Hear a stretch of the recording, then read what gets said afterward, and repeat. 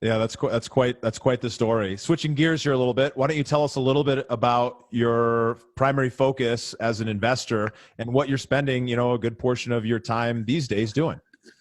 So I'm a developer primarily. That's how I started in the business, building, remodeling, then building new construction, then developing commercial and residential and those types of things. So I am primarily a builder developer first and foremost.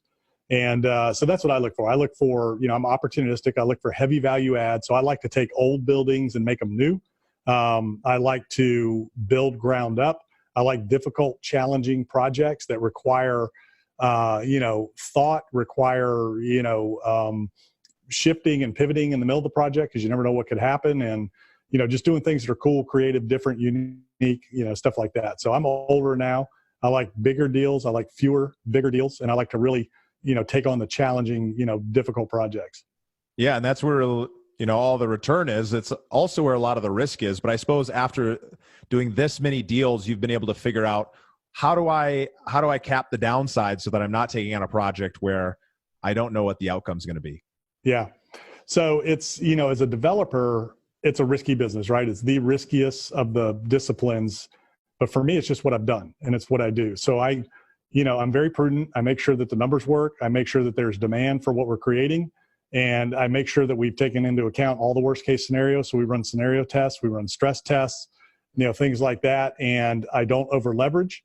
I bring more equity than necessary.